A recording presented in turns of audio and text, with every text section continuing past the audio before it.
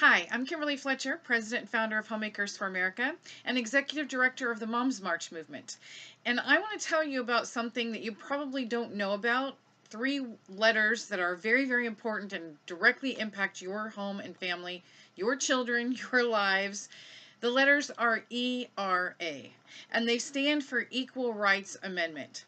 Now, a lot of people don't know what this is, and 15 years ago, I didn't know what it was. But let me tell you that not knowing what ERA is can be really dangerous to our health, our lives, our families. The Equal Rights Amendment is something that was introduced by feminists back in the 70s, and they presented it to Congress, and Congress gave them a deadline. They had until 1979 to get the signatures that they needed, or the support that they needed from the states to ratify the amendment. The amendment basically states equality of rights under the law shall not be denied or abridged by the United States or by any state on account of sex. Now, it doesn't seem like it's that big a deal, right? Except this is an amendment to the Constitution, and that is a really, really big deal. It comes with a lot of weight and a lot of law, and we need to be aware of this.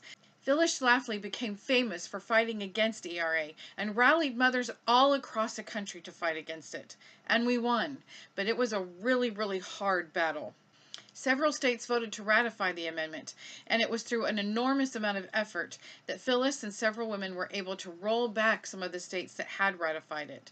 The deadline for ratification was 1979, and since they didn't have enough states, it just kind of died. The problem is it still sat there. The states that voted for it, it's still there. And the states that rescinded it, the feminists are saying that doesn't really count. That's fine. Okay. Here's the deal. This is what you need to know. If you are concerned about open sex bathrooms in your children's school, locker rooms, school trips being shared, this whole gender identity thing, no gender, I mean all this stuff that's going on. If this concerns you, then you should be very concerned about ERA. A president of the United States, the federal government, Congress, no one in federal government can force a school, a principal, or a school district to do anything. All they can do is bribe and blackmail us with our own money, which is a really good reason to get rid of the 16th Amendment, but that's for another video. So when President Obama basically ordered all of the schools across the country to have open sex bathrooms, he had no authority to do so, none whatsoever. The only thing he can do is bribe and blackmail. So in this specific case, he told the schools, either do it or I'm going to take your federal money away. The thing is, it has been proven that when schools take money from the federal government, it actually costs them more money to implement the programs that they receive the money for. Did you get that? The federal government says, we'll give you this money if you do this, but then you have to hire all these lawyers and administrators to figure out what it is exactly the federal government is telling you to do so that you can have the money that they're saying that you can have, which actually is our own money to begin with because it's people from our own state that are paying it. Okay, I hope you get the idea. The thing is, the Constitution is the law of the land, and the Constitution limits the powers of the President and Congress, and therefore the government has no right or authority whatsoever to dictate what will happen in our children's schools. So when the federal government wants states or local communities or school districts to do something, they say, listen, we'll give you this money if you implement this program. Or we'll take this money away if you don't do what we say, which is what happened in the case of the open sex bathrooms, which President Obama said that we needed to do. Again, no authority. Okay, here's the important thing. If the Equal Rights Amendment passes, if it is ratified in the states and it becomes part of the Constitution, constitutional law,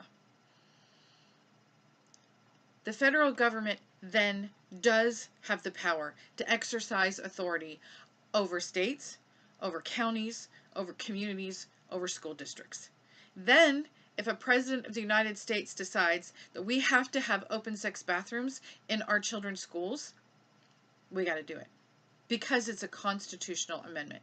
That's what ERA does. That's just a piece of what ERA does. It completely annihilates all gender. This idea that women need to have additional rights. I mean, ladies, we've already got the highest standard in the land. We are the shapers of nations. We hold the future of America in our hands. We are the keeper of our culture. If you don't think we already rule the world, let me tell you something. We do. And we don't need ERA or extra appendages to prove that we have power. We just need to realize how powerful our influence is so that we can empower ourselves to stand up for what we know to be right and true. ERA is coming back with a vengeance, and it is our time to stand up. I cannot even express enough how grateful I am that my mother and thousands of mothers all over America stood up against ERA because they knew what it would mean. Now this is our day. We need to rise up and say no. We do not want ERA because we do not want the federal government dictating to our homes, our families, our schools, our children, what they'll be taught in their schools, whether or not they'll have open sex bathrooms, having kids being taught, maybe they're a boy, maybe they're a girl, all of this stuff. It's beyond nonsensical. If you want a bunch of quote nasty women who are proud to be called nasty women to have the power to rule over our children and our families and our schools, then ERA is your baby. But if you don't, and you want to have decency and civility and a higher standard of humanity, then you don't want ERA. It's coming back with a vengeance. They've got a Facebook page. They've been putting out all these cute little tweets. You know what? The cultural environment was much different when ERA was fought the first time. Now it could be as easy as a flip of a switch. If we don't stand up, rise up, and band together as mothers and women of God and say no.